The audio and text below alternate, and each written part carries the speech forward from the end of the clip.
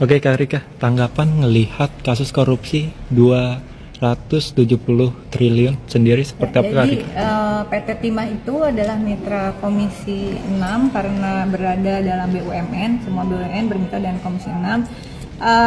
Rapatnya tuh kalau datang semua kayak baik-baik aja gitu, kalau presentasi dan sebagainya.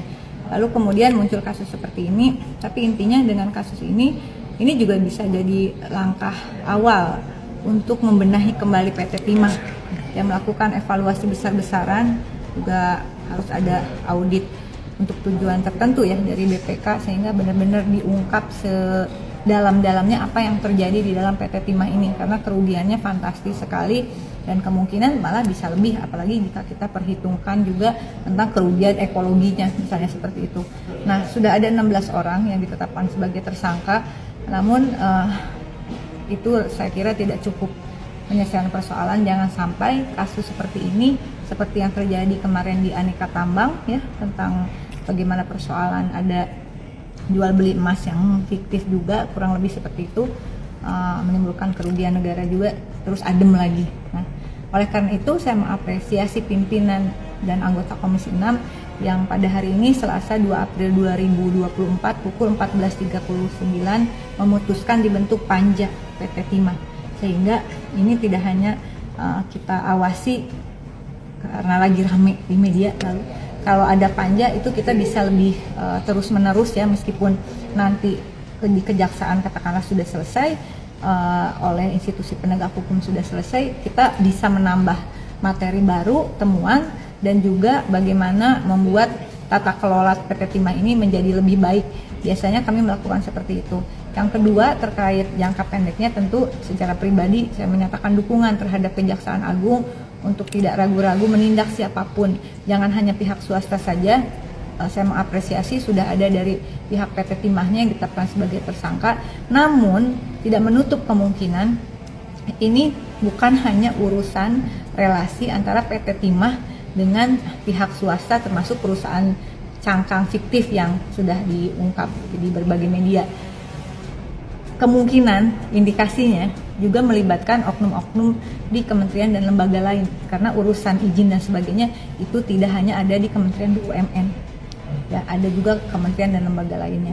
Oleh karena itu tadi secara terbuka saya menyatakan kepada Kejaksaan Agung untuk mengeluarkan surat pencekalan terhadap siapapun yang terindikasi kuat, termasuk para direksi untuk BUMN. Jangan hanya swasta yang diincar, tapi direksinya yang terindikasi terlibat secara langsung maupun tidak langsung, karena aksi korporasi bukan orang per orang.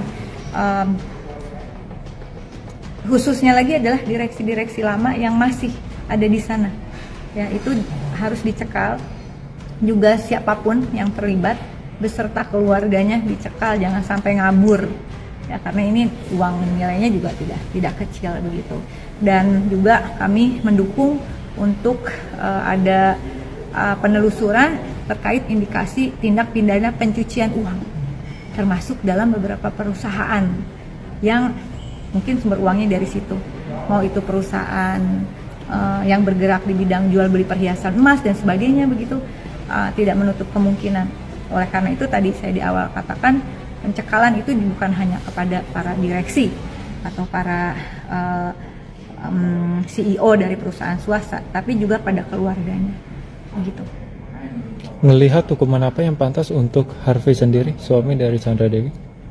Saya tidak dalam ranah untuk menentukan keputusan hukum ya, tetapi intinya sanksi hukum pada siapapun yang terlibat dalam kasus ini, siapapun, termasuk juga jika ada keluarga yang menerima titipan tindak pidana pencucian uang ya, dengan berbungkus bisnis-bisnis yang sebenarnya diada-adain, mengadi-ngadi begitu. Itu juga perlu diungkap ya, karena dari kasus PT Timah ini kami tadi semua Komisi 6 berharap ini justru menjadi titik balik kita untuk membenahi BUMN tambang kita.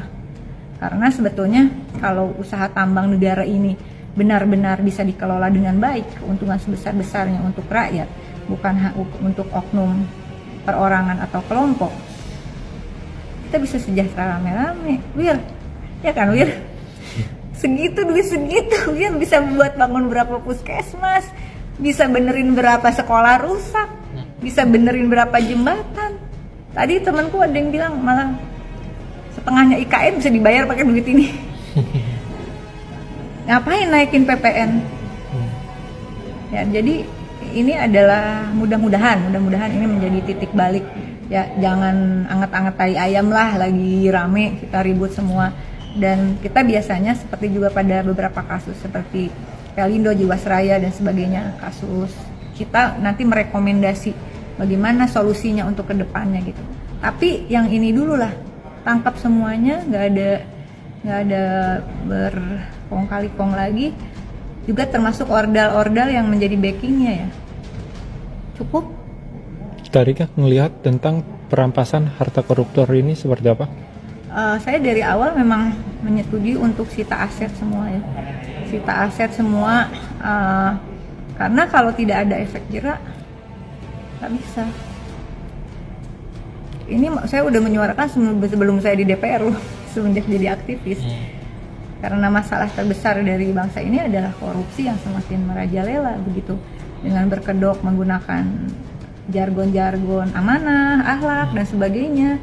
Ya, korporasi-korporasi terutama korporasi negara, tapi di balik itu lambat tahun terungkap kasus-kasus yang di luar nalar saya soal kejahatan korporasi gitu. Financial engineeringnya luar biasa, jago-jago banget lah itu. Dan beberapa orang yang kemudian menjadi tersangka pernah dapat di sini berhadap-hadapan. Dan mereka sangat, kadang tampilnya ada yang religius, pakai kopiah kayak gitu ya. Terus jegir ada kasus. Jadi saya rasa juga hentikanlah untuk berkedok dengan kesalehan gitu, kalau itu sangat menghina juga untuk agama kepercayaan kita masing-masing ya. Rika sangat setuju koruptor harus dimiskinkan. Setuju lah. Makanya kan saya nggak mau fokus hanya balik lagi ke timah ya. Kalau memang mau sistem itu dibangun, yang ini dulu nih, semua disasar. Tadi kan Pak Martin bilang kelindannya di mana, diungkap, dan siapapun yang terlibat, siapapun orangnya, termasuk keluar selama ini kan hanya si pelakunya, misalnya direksinya dan sebagainya. Dari beberapa kasus korupsi yang saya ikut membongkar di dalamnya, tetapi jarang sekali keluarganya kena.